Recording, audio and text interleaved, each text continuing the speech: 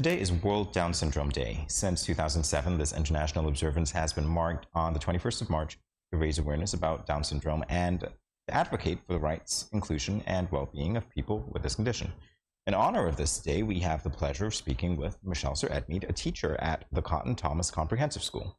Mershelcer is here to enlighten us on this condition and her experience as an early stimulation educator for persons with Down syndrome. Welcome to GMSKN, Mershelcer. Thank you for having me. I'm really happy to be here. My pleasure. Definitely is. I want to begin by focusing on the theme for this year. The theme is "With Us, Not For Us." What does that mean to you? Well, it means to me that we should have a more unified stance towards Down syndrome. Normally, we see a lot of segregation, in the community when it comes to children with special needs. So the theme highlights a lot of things of unity and inclusion. So I asked this question before, but I'm going to ask again. What is Down syndrome? Down syndrome is actually a genetic disorder. It's a case where they're born with an extra chromosome. We normally get 23 pairs of chromosomes, 23 from our dad, 23 from our mom, which is equaling 46. Babies born with Down syndrome also have an extra chromosome, so it would equal to 47. So how does this affect persons living with Down syndrome? One of the things that I gathered from our previous discussion with you is that learning disabilities present. Right. We have a lot of issues with Down syndrome children when it comes to communication and life adaptations. Most times when they have Down syndrome, sometimes they're diagnosed with another disorder called autism.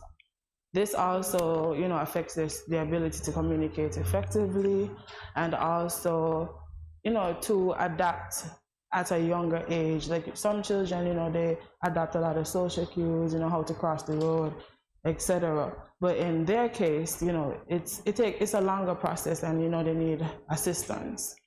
So. Since we're on the topic of what affects them, I was reading and I learned that things that we take for granted and we don't do as normal persons, that's the only word I can find to use, that it's sort of difficult for the children or persons living with Down syndrome. Can you tell us what are some of the difficulties they may encounter that we take for granted? Well, like I said before, if you're in a classroom, learning how to count.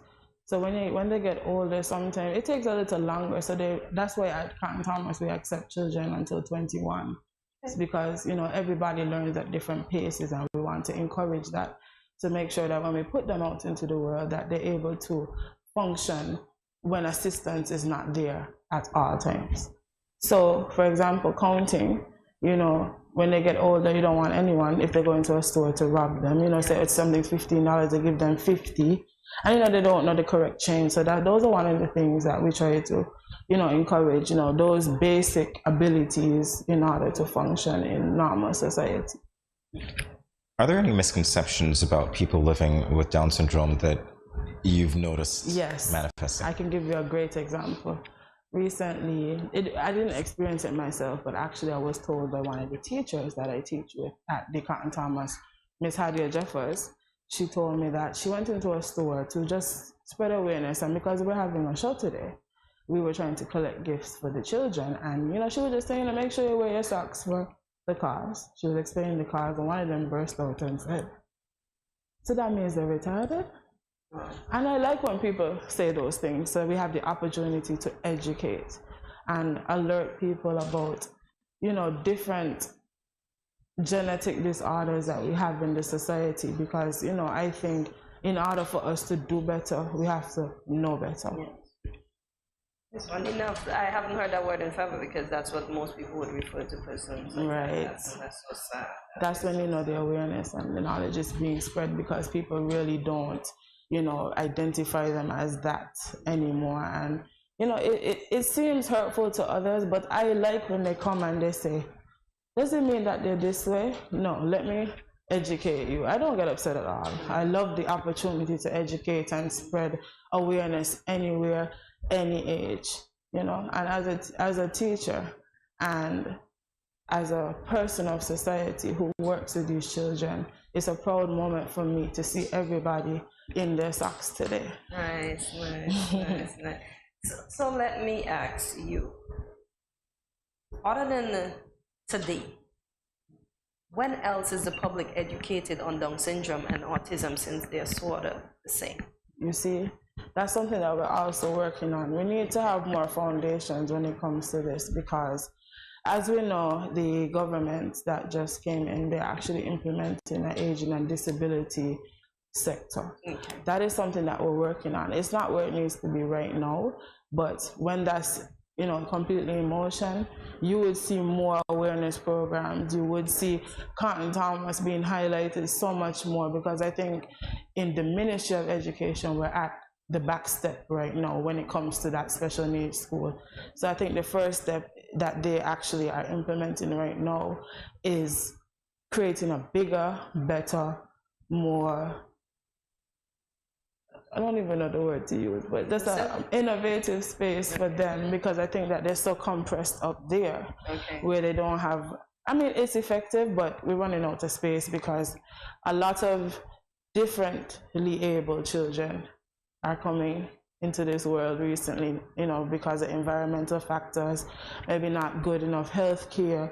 So we're seeing more of this, not only just physical disabilities, but a lot of learning disabilities, I think they call it cognitive disabilities, yeah. So we're working on that. We're coming. We're going to be back here again to talk about it when it launches. So. Oh, nice. I like that. All right, well, we're marking the day. Obviously, it is celebratory because it gives you an opportunity to raise awareness. Correct. Also, you were telling us a little bit about, what's going on at the Cotton Thomas Comprehensive School. Yeah, we have a lot. We actually had an entire week of activities started from last week. I'm not sure if you were aware. We had a whole motorcade in town where the children were marching up on the streets of Bastia, spreading awareness. Doesn't matter if you have Down syndrome or not. People were there joining in from all the different ministries, all the different, just even people with business places was coming in, supporting, buying socks. So we had a motorcade. We actually went to Seventh-day Adventist Church on Saturday to, everything you do, you have to bring God in it. So we did that. And then yesterday, we had our planning for today, and then now we have a show, a King and Queen show for their Down syndrome. You don't say. And trust me, it's gonna be something to watch. I won't be surprised if one of our female contestants goes in for Miss St. Kitts soon, because they're really spicy up there. I like that. So that's what we're having today. And this isn't about Down syndrome, but next week we actually have our Autism Week, so you look out for that as well. Definitely so. I wanted to actually just big up the committee, because we actually got home after 7 last night, after being in school all day. And we went to the various schools yesterday to spread awareness and to big up the different student council, because they have been very inclusive. Washi, Bastia, Keon High, Dean Glassford, all of them have been very inclusive. They actually have Crocs and Socks Day today. Oh, nice. Just to include Down Syndrome Day. So I'm really proud. I'm really happy that, we advocated and people are listening. They actually being included. And it's such a good feeling that people are really, really participating this year. Mershelcer, during the break, we were speaking about the socks. What do the socks represent? Well, the socks actually represent the shape of the chromosomes. As people, we would say that, okay, well, let's just use the socks to represent Down syndrome, because as we know, they have a replica of the chromosomes, and the mismatch, as the 47th one would be the odd one. Yes. So that's why we don't just wear plain black socks or plain white socks. We also mismatch, as we have done here. Lovely, I love it actually. And I think it's a fun thing as well. So, they enjoy it. Actually, they turn their pants inside out as well. I see some of them do that to add to it. Yeah. Next year. Next year, right? A little bit of flair. All right, so you are relatively new to the Cotton Thomas Comprehensive School. 8 months in. I don't think the public would believe that. But I am. I actually just got there. I've been trying to get there for a while, but every everything happens in God's timing. And I think this is the perfect time for me to be there, because I educated myself even more on special needs children, and I feel as if that, you know, after having my kids, you know, I'm more in a better place now mentally, where I think I'm ready to take on the challenge. Soon I feel that if the next special needs school they're gonna have is gonna be named after me. Ooh, look at it. So, what are some of your experiences since you've been at the Cotton Thomas School catering for the students that are there? Let's see. There's pros and there's cons, of course. You know, some days it could be really stressful because sometimes, you know, you feel like, okay, you know, we're doing really well this week, the students are calm, but sometimes, depending on whatever stress factors they're experiencing, they could come to school and just spaz out. You know, we have times where you don't even know what's happening at home. That's why we have a guidance counselor, because sometimes they need to come and intervene a lot of times. But, you know, I've seen a lot of different situations where, you know, they have students having seizures. You have to be really alert as a teacher there. You know, students having seizures, students passing out, you know, knowing their needs and not to give them too much sugar one day. You know, it's a lot to take on as a teacher. But we have a lot of help, of course, and we're really supported by our principal, Mr. Sylvester Dorr, and also our newly named deputy principal, Miss Ardane, who is Miss Browlia Ardane, who is actually a visually impaired teacher. So we're really supported and backed by them. You know, we're never chastised or anything when we have a hard day. The guidance counselor is also free of use for us. We can go anytime, any day. She's always open for us, because as much as the children need them, we as teachers need it too, because, you know, we're going through our own stuff at home. You know, and coming to school, and not every day is Christmas, as we call it. And we say it in layman's terms here. And, you know, the days have been hard. Sometimes children come to school and they're just rebelling. You don't even know why. Sometimes it's like, am I doing something wrong as a teacher?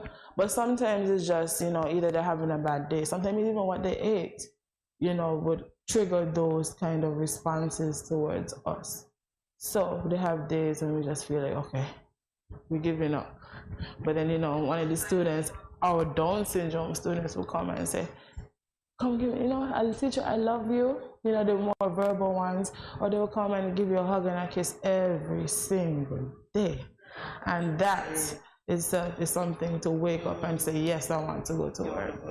Right. Well, listening to you, it sounds as though you've learned how to weather some of the challenges that have presented themselves there. Yes. Also, it sounds like the community is important as well. In terms of the relationship that you, say, forge with the parents, how important is that to making your task easier? It's actually one of the key factors, because we actually had a parent-teacher meeting the other day where I have been stressing for the parents to be more involved, because a lot of shame comes from them. You know, that's the emotion we get from them sometimes, that they're ashamed of their children. Absolutely. Sometimes teachers become parents at the school because they don't have the love at home. Actually, we have students there who's living in the children's home, adopted. You see a lot of that. They're homeless, just going from house to house to house to house. And it's sad, because we don't have the support of the parents, unfortunately. You know, 1, 2, 3, you can count them on your fingers who you know is going to be there. Well, we don't. And, you know, I really want to stress to the public, if you have a child who is special needs or attends a Cotton Thomas Comprehensive School, please come support them, be there for them. Any event we have, we really would like you to be there, especially for our sports day this year. We had to push. We even had Mr. Maurice Flanders, EK, mention it on the radio for us. Our turnout was phenomenal. But we really had to push for that. So we don't want to have to push, you know, that hard in the upcoming years. But we just want them to show up and show out for these children, because they are phenomenal children. Get to know this. I'm not saying every day is easy. It's not. It's really not. But they are really special children. I would prefer to be there than a normal primary school, a mainstream primary school, actually. Oh, that's so sweet. So yes. So what are some of the things you would have learned from those children? How to love, based on, well, some, at home they're not getting, some of them aren't getting the love, but they still come to school and love you. How to open up my heart from just my children to other children, because I love them like my own. I will give them our last, and all the teachers up there feel that way. We go so hard for these kids, and sometimes I said, man, I'm doing all of this, and I wonder if I'm doing the same for my kids, because everything is them. Yeah. I'm at home on my laptop, typing what I could do to, searching, and what I can do, to help them and try to make education easier for them. How to make, school fun, a welcoming environment. I have a student. His name is Anthony Williams, and he every day is challenges with him. But at the end of the day, as much as I say, Anthony, can you sit down for me, please? Begging him, because he's just all over the place. Is he the dancer? Everything. Everything under the sun, this boy is. And at the end of the day, he said, teacher, I love your body now. I said, Anthony, I love you too. Sometimes he comes to school, he said, teacher, I'm going to buy you a sucker today. I said, buy it and me and you're going to share it. So, you learn to really love and open up your heart and open up your mind as well. And it is actually pushing me to further my education in special needs, because I want to be the best.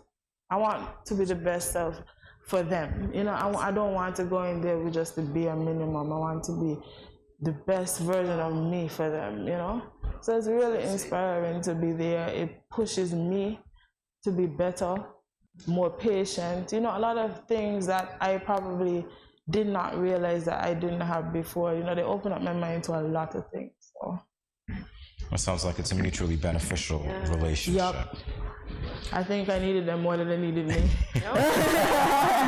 It's good that you're with them every day. Yes. So do you have any advice in our closing moments to caretakers of children with special needs, children with Down syndrome? Yes. I think that we need to be patient. I think we need to educate ourselves, of course. As I said, if you know better, you do better. I think you need to have an open mind. You also need to have an open spirit as well, and you have to be willing. You can't just do because it can't just be for the money or for the paycheck. It really can't be about that. You have to have an underlying passion for it, or else you would not succeed. Trust me on that one. You would not. Because a lot of people come in and they leave and they're like, they can't take it because it's not something that they want to do. You have to want to do it. So you have to have a special love for your job in order to keep pushing, because as I said before, it's not easy. But definitely worth it. Yeah. Definitely worth it. Hearing your passion, honestly, I'm sure that you've inspired a lot of people today. I really, really hope so. I want them to come out, wear their socks, any event we're having. Please show up, even if you don't have a student there. Come and support these children. They really need it. There's some of them don't have the love at home, as I said. So seeing people there, pushing for them, motivating them, spiritually aligning them with the things that they need to be aligned with. All of that is really important. As I said, raising a child takes a community, and same for them. They need the entire world.